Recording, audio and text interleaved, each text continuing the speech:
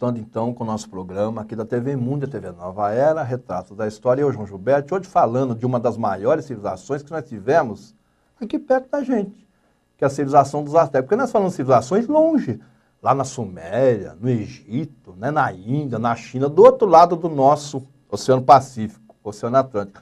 E nós estamos agora pertinho, aqui na América do Norte, América Central, tá? E depois ficarem mais perto ainda, que é a América aqui do Sul, falando sobre os Incas, tá? Em 1449, o Império Azteca, né, possuía 15 milhões de pessoas, tá? Em menos de um século, eles realizaram o impossível, atingindo uma das maiores civilizações da considerada Mesoamérica, tá? Ou seja, antes da chegada de Cristóvão Colombo. Em Tenochtitlan, né, apesar da sua pujança, era vulnerável às águas, porque ela ficava num vale, né, num lago, tá? E vivia sempre inundada, tá? Correndo, né, períodos aí de muita chuva. E, infelizmente, no século XV, houve uma catástrofe lá e a cidade quase foi destruída, tá?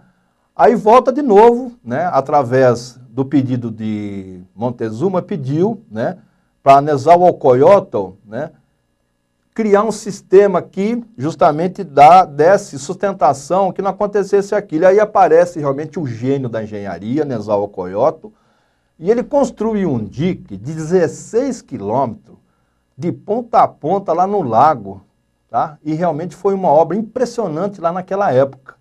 E solucionou realmente lá o problema daquele período de chuva.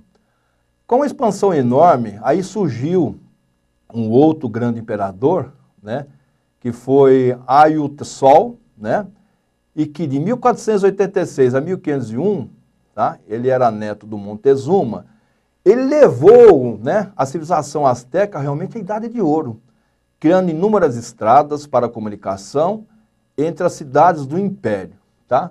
Então, pessoal, vocês veem que realmente a história tem muitas personalidades que destroem, e tem algumas personalidades que constroem. Então nós temos que ver na história isso.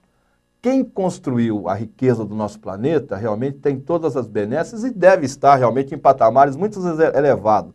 E aqueles que destruíram realmente devem estar em situação muito desagradável, porque tudo aquilo que se constrói, né, com a benção da autoespiritualidade e um ser vem e destrói, então ele realmente fica, né, muito complicado aí, naquilo que eu já falei em outros programas, que é quê? Porque cada país existe lei. Cada país tem a sua maneira realmente de pujança e isso tem que ser respeitado, tá? Então, foi construído, né, no centro de Tenochtitlan uma pirâmide, né, que chamou-se o Templo Maior, que tinha altura de aproximadamente 15 prédios de apartamentos, 100 degraus, tá? Que levaram a 2 templos que deram o nome de Chuva e Guerra, tá? Então, veja bem, para os romanos, o tesouro mais valioso era o ouro. Para os egípcios, a vida eterna. E para os astecas, era o sangue humano, que chamavam de água preciosa, que ofereciam aos deuses. É lógico, esses povos, principalmente o asteca, ele cultuava muito, né, o sacrifício, tá? Mas, dentro da filosofia dele, isso aí era oferecido para os deuses, tá? Em 1502, com a morte de Altso, né, assume o Montezuma II, tá?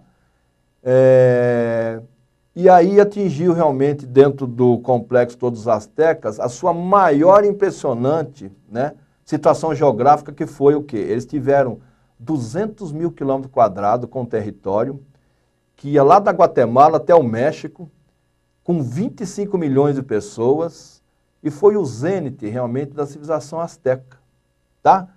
Mas só que aí o que aconteceu? Em 1519, desembarcava lá no Golfo do México, a 320 quilômetros, né, de Tenochtitlan, que era a sede do Império, tá? O Cortés. E através da unificação e através realmente lá do contato com os nativos, que eram contra, no caso, o Império de Tenochtitlan, arregimentou um povo todo, tá? E começou a marchar em direção até Tenochtitlan, né? Cortés, infelizmente, com pensamento, né, de destruição, tá? Que realmente foi muito triste, nós vamos realmente falar para vocês, né, no bloco final, do encontro que ele teve justamente com Montezuma, já pensando em tomar conta e destruir tudo aquilo ali, tá?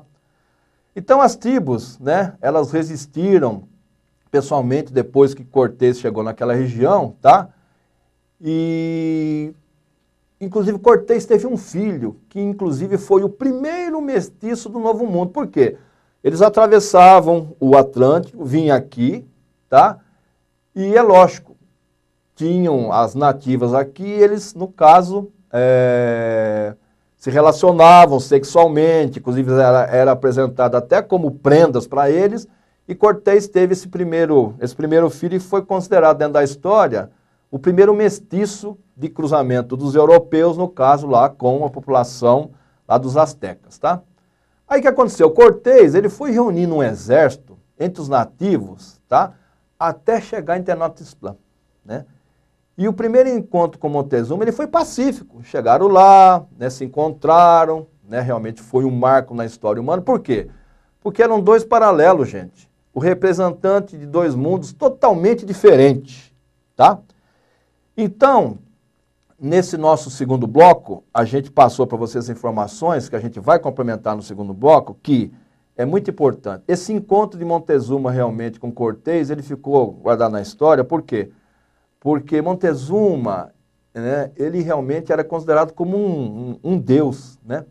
Então, esse encontro que teve justamente aí com Cortés, né, que nós vamos passar para vocês mais detalhes no terceiro bloco, foi um marco dentro da história de duas grandes civilizações. Então, nós vamos fazer um pequeno intervalo e já voltamos.